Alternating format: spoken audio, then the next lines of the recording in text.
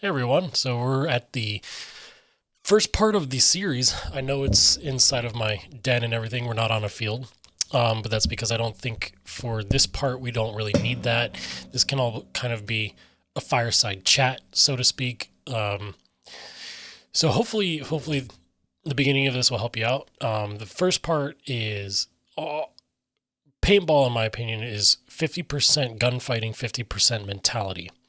And losing either of those pieces of equipment that you have to you, either the gunfighting or the mentality, can make or break a match. So, uh, my experience in the reason I'm able to say all of this is because I have years of experience. I've been playing since 2007, and I've been playing um, tournament series since 2011, I think it is 2010, and I feel like I can help spread some awareness and help.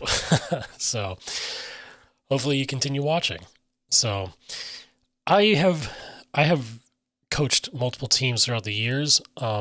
Unfortunately, with the very last team, I was fortunate enough to coach.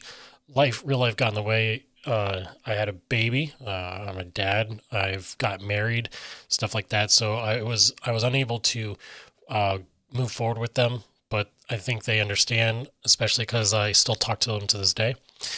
But so what I first try to really accentuate to players, especially those who have never played in a tournament series before and are just stepping onto a tournament field, or they are very overwhelmed with the look of a airball field.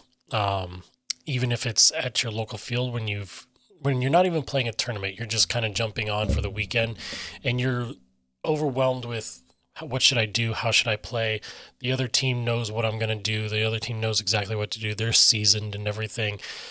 A lot of things can go through your mind, right? So, what I try to tell everybody is that this this is the sport of paintball. A UFC fighter doesn't enter the ring and expect to not get hit at all, right? He's going in expecting to get hit. He's expecting to get punched in the mouth. He's expecting to get taken to the ground. Um, it's just what he does with that, and coming back from that will make him a better fighter. Stepping into the netting of a paintball field is, for airball at least, is kind of like stepping into the ring like a UFC fighter. Obviously, not literally the same, but think of it that way. You're stepping into a ring, right? You're stepping in with four other guys, going against five other guys, and you're either going to get smoked or you're going to smoke them, right? So you want to be the one that deals the punches, right? You want to be the one that they should be scared of. So I have always told everybody, if you go into the mentality, if you're stepping in to the netting and you have the mentality of you're going to win and you're going to beat them, more than likely you can make that happen. Um, it won't. You gotta let go of all of your self doubt. You have to walk into that ring and expect to win. You have to go in there and know and expect to know what to do, or at least have a vague idea of what to do, and go from there. Um, if you go in there scared, if you go in there worried, if you go in there with any sort of type of doubt, odds are you're not going to perform very well. Um, this is a this is a psychological factor that happens in all aspects of life, but it pertains a lot to paintball too, because of the fact that, let's say you get out to your spot, let's say you play the Dorito side, you're getting shot up heads up from Doritos, and then you have a snake on you, and you don't really know what to do. You're kind of just sitting there like, oh man, I'm a dead gun, but you're really not. Have you tried coming out over the top? Have you tried getting all the way down to the ground, coming out on the ground? Have you tried talking to your teammate and asking him to put the Dorito in so that you can bump up one?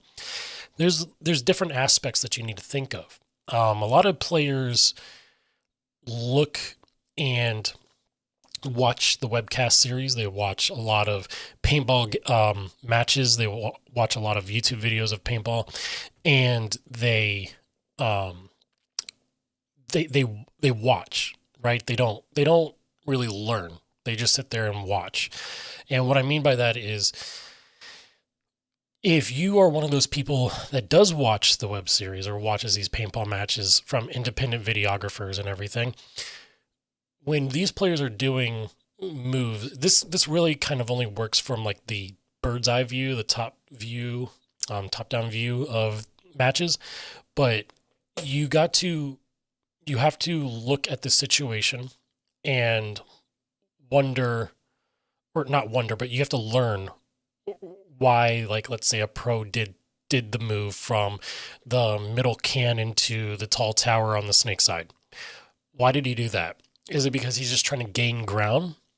Does he know because he there's only three bodies alive on the Dorito side of the field and he's playing on the snake side, that he's more prone to splitting the field and making it easier on his team?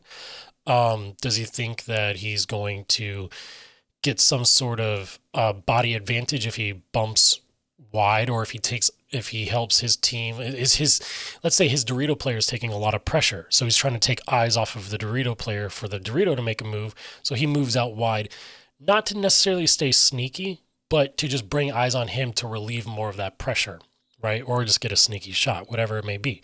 But these are things you gotta kind of have to, when you're watching these web series and everything, you have to like sit back and look at the reasons. Maybe pause the video, right? Look at the field awareness, acknowledge if maybe the pro has that field awareness, um, and go from there and see,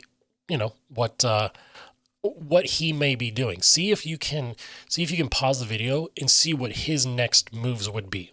Let's say, like, it's a 3-on-2.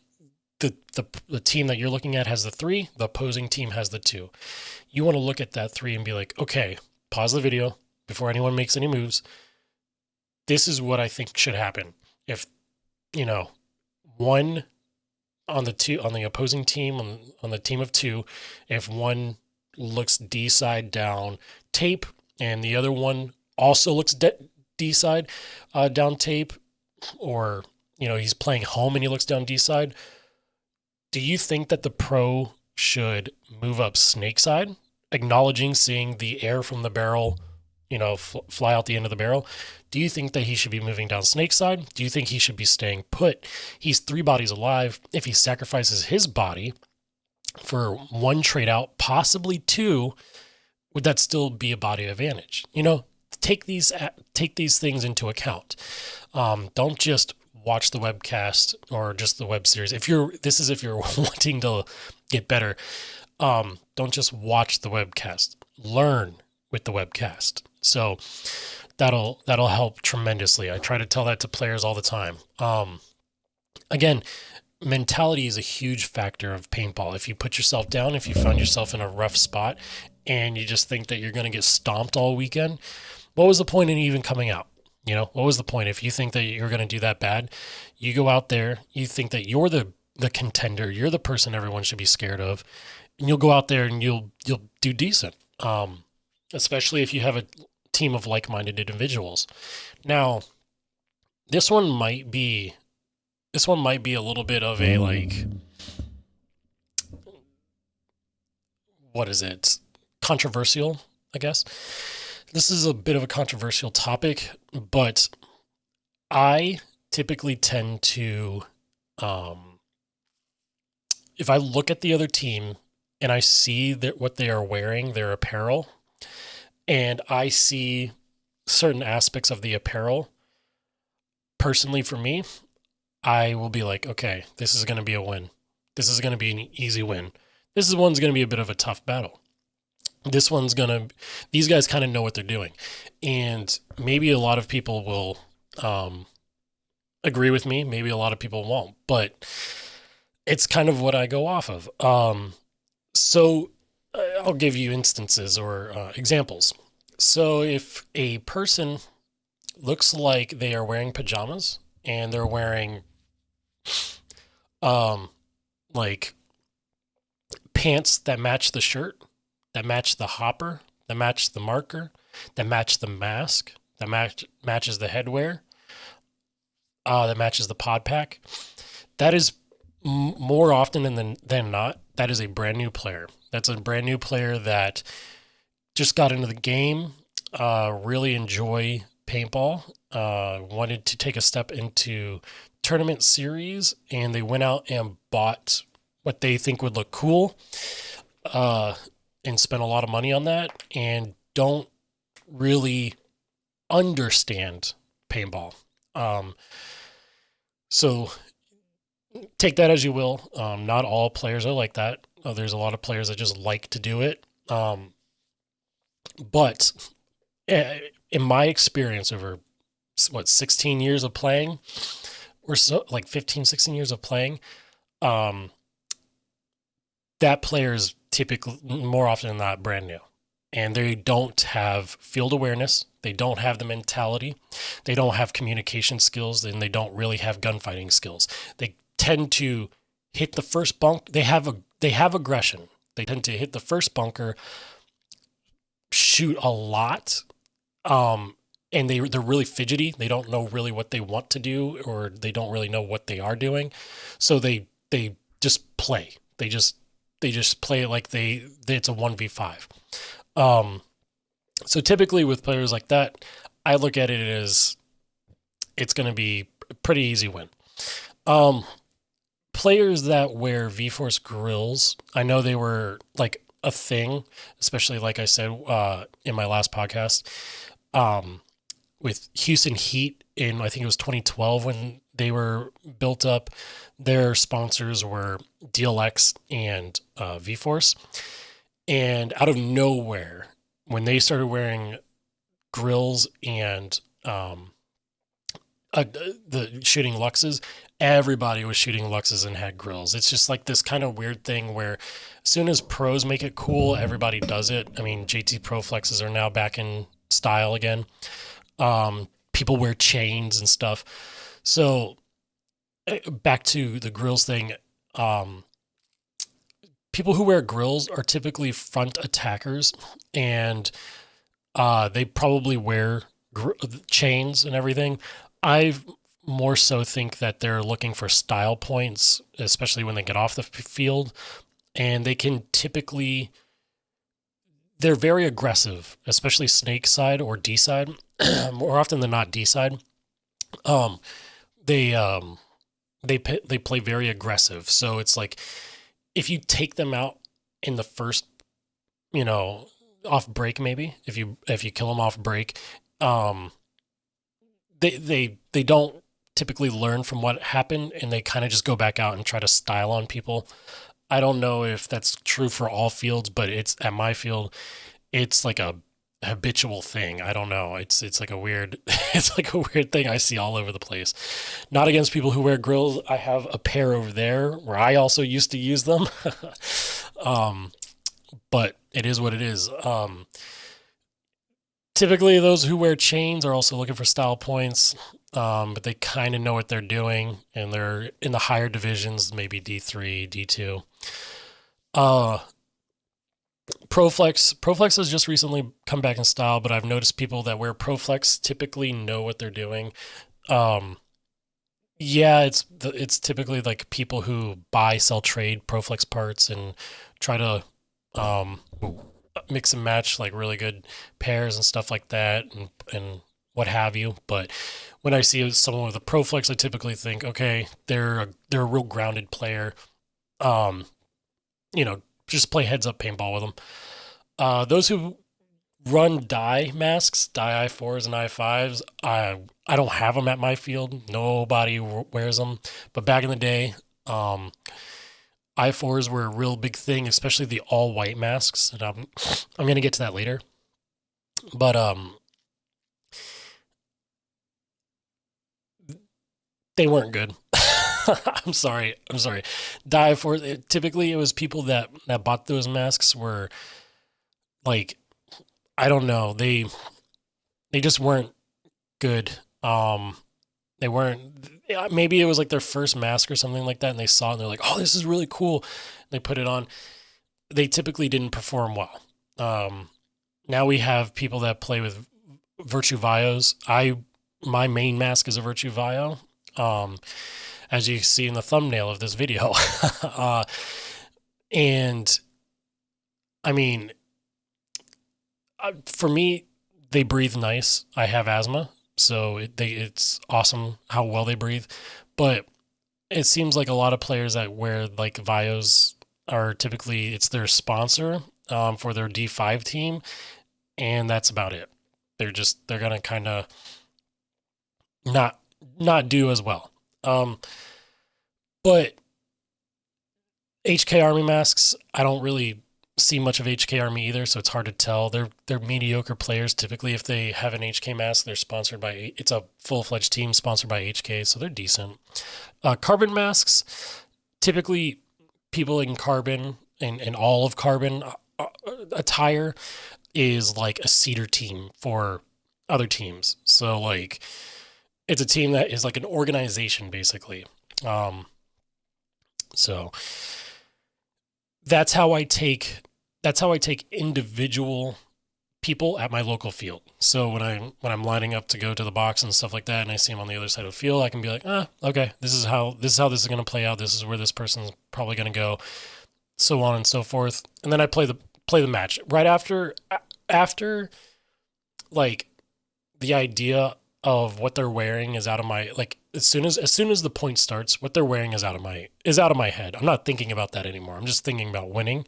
But and what I can do to win, but it's something that's before the fact. Like I can talk to the rest of the team and be like, hey, this guy's wearing all of the same gear. He doesn't really know what he's doing. You don't really need to worry about him. Just catch him on something blind. And so on and so forth, or just kill them off the beginning and let them start, down a body. So that might sound really cruel and like I'm like trying to have an ego or something. That's just not it. It's just literally my experience through 16 years of playing paintball. What is it? 14, 16 years. And I used to be that guy. I used to wear, I remember when Vulcan released their Redemption series and it was all orange. I wore orange pants, orange jersey that my dad just found in our garage and he gave to me and I brought home. I wore a Sly pod pack with orange trim. I wore a Sly Prophet mask that was white with orange around it, with like the orange accents. Yeah, I was also there. And I'm a prime example. I didn't know what I was doing. I thought it just looked good and played. It's typically what that is like recreational walk-on players that are just stepping into tournament series. So they were like showing off to the rec players. Oh, look at all that I'm wearing. I must be a really good player. But then when they step onto the tournament field, they're like, oh, well, holy crap. It's a different thing. But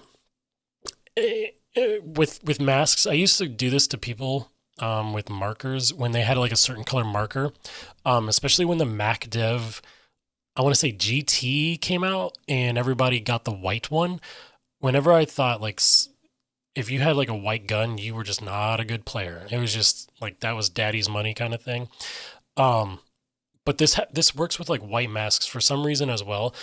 If you're wearing like an all white mask with like gold trim and stuff like that, it's like, man, this is another guy that's just walking right onto the field and coming from, walk on play.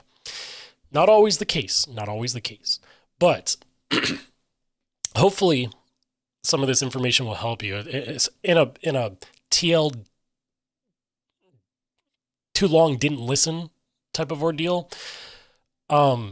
Essentially go in there like knowing like you're going to win. Go step into the netting and don't be worried. Don't be nervous. Don't be scared. You have to go in there knowing, I'm going to win. I'm going to be the one taking them down in an arm bar. You have to have that.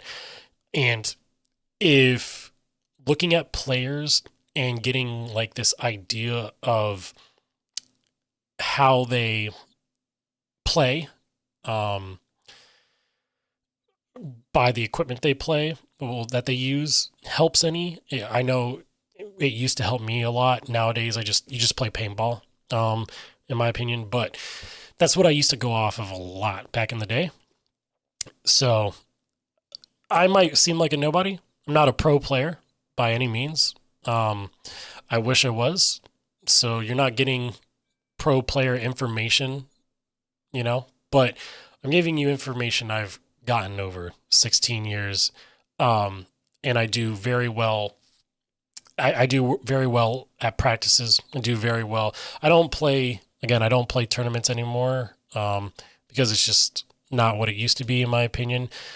But 16 years of scenario also experience. I'm by no means strictly woods ball. I play at a local series down here as well, and I've done very well at. But hopefully this will help. I'm going to. My next video is going to be me wearing the same attire because I'm going to make another one right after this, while it's fresh in my mind. But yeah, stay tuned for the second one, guys, and hopefully there's the whole mental state of mind thing opens you up and helps you relax a little bit better and do better.